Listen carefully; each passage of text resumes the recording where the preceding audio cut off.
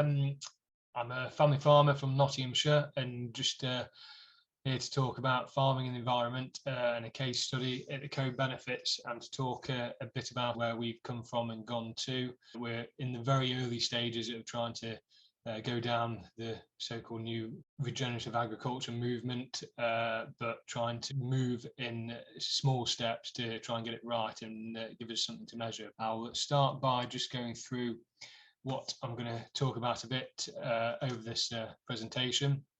A brief overview of the farming system to give you an idea of our location, our soil types, and what we are contending with the rotations, and a story about where we started and where we've got to at the present time, and the factors enabling the change to take place and how we've in a way funded it. A look at the environment and commercial impact of this change. I'll probably touch a bit upon how things could change for the future, and also looking back at what I would do differently if embarking on a similar journey. Just a bit of an insight as to where we are based. Bottom left-hand corner is the north part of Nottingham, and you can see where we are spread out. We are in the top right-hand corner, that's our main farm down at Moreton near Southwell, just right on the edge of the Trent, and you might be able to just see the train track going through the middle of the farm. On one side, it's a very different soil type, which I'll come to in a minute, to the bottom side, which is up against the Trent, but you can see how close we are to watercourses and groundwater with the Trent. We seem to be the second part that floods whenever the Trent goes over down at Newark. We seem to flood down at ours probably about 2 or 3 days later, so we are prone to having standing water for long periods of time. In the left hand side of the map, you can see the north of Arnold. That's actually in the Bestwood catchment, where we fit within the Severn Trent catchment grant area, which we have used quite effectively over the last couple of years to help us go down the route. And on the bottom screen is the contract farm that we do down at a place called Shelford, which is on Crown land, and we farm it for the tenant there.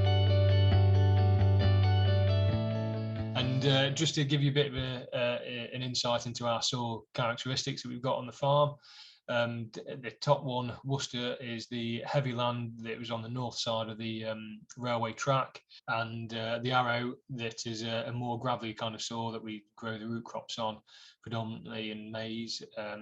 It is normally quite high in P's and low in K's, so we try and manage that ourselves. And the Hammond, which is predominantly the soil up on the edge of Arnold, and probably about the 80% of the land up there we can grow root crops on. This is the breakdown of our cropping, and you can see we're first wheat, second wheats. We've only just really started to bring second wheats back into the rotation, mainly because I feel as though we're getting on top of our blackgrass issues that we've got. We've very much had a spring-based cropping rotation to try and get on top of the blackgrass. We've got winter beans, maize, potatoes, spring barley, and sugar beet. We bought maize in probably about 3 years ago for a biodigester that we grow for, and the idea was on the lighter land. We weren't seeing much yield benefit from putting barley, a lot of cereal crops on the lighter land. We were struggling with establishment and getting the yield benefit out of that land without having to water it was becoming quite difficult. So we thought, bring the maize land in, spread the workload out, and do it that way. And on top of that, we've got the countryside stewardship, which takes up about 23 hectares, 24 hectares worth of land. And looking at the what we've integrated into our system from the heavy clay lands and the gravel lands, which I forgot to mention, the heavy clay, we are working with probably around about 40 to 50% clay content in there, and 30 to 40% silt. So it is quite tough stuff. And working with cover crops, it's very much even though we're probably about 5-6 years into it on heavy land, we're still learning about species. But looking at our cover crops of what we integrate onto our 600 hectares that we're farming, as well as the contracted area, we're doing catch cropping, mainly using linseed and buckwheat on about 138 hectares, and we'll probably put that in before beans, winter beans going in, and we have put it in on second wheat land as well that's gone in. So we'd look for between a 6 to 12 week growing period. It's been a bit difficult the last couple of years with harvest being where it is, and the later crops and the later harvests, it's been a bit of a struggle sometimes trying to get it in and get it to establish. But my opinion is something growing is better than nothing. And looking at the other cover cropping that we destroy early spring, late January, February, March time, depending on what the cover looks like. It's a case of looking around it, but we're growing about 400 hectares. That will be in for 12 to 30 weeks. And this year is established a lot better than previous years, and especially on the heavier land, we're getting better at getting it established, and you can see the marked improvement. And I think looking at that, it's down to soil health and establishment methods in the whole system and nutrition, really. And we do put in stubble turnips at 26 hectares, where we've got some contractors that come and graze with their sheep. And I've got a young guy who's quite keen on sheep, and he's got 100 of them, and he'll come and do some of the 390 hectares as well, just to try to work out a proper grazing method to benefit both parties. And then just a bit of a previous history of where we were. I came back in 2006. We predominantly worked on a plough-based system. We introduced the flat lift Sumo and one or two other bits of kit, and we were also contracting out on another 500 acres worth of land during that period of time, which we, after 2 years ago, we ended up dropping because they were becoming quite difficult to work for.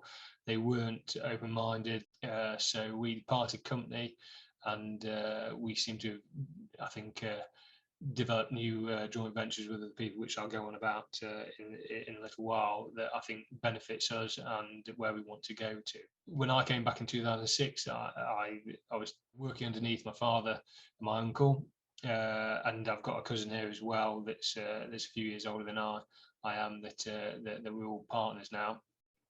But they were getting slightly of the older generation, and they probably hadn't invested into machinery as best as what they thought they had. So we'd inherited a bit of a contingency of old machinery that took a lot of effort to work, and they were on the basis of trying to work on a high input, high output system. With over the last 10-15 years, looking at diminishing returns on that, we had to take a bit more of a handle and work out how we were going to retain, with 2 junior partners on the farm and 2 senior partners on the farm, incomes for all 4 of us that would keep the older generation in the life that they've become accustomed to, and the younger generation to bring up a family. I've heard people say the way that we used to farm was the definition of insanity is doing something over and over again and expecting a different result, which seemed to be a trend. And obviously people remember the reason why we've got blackgrass problems and other issues is tight rotations, trying to chase gross margins.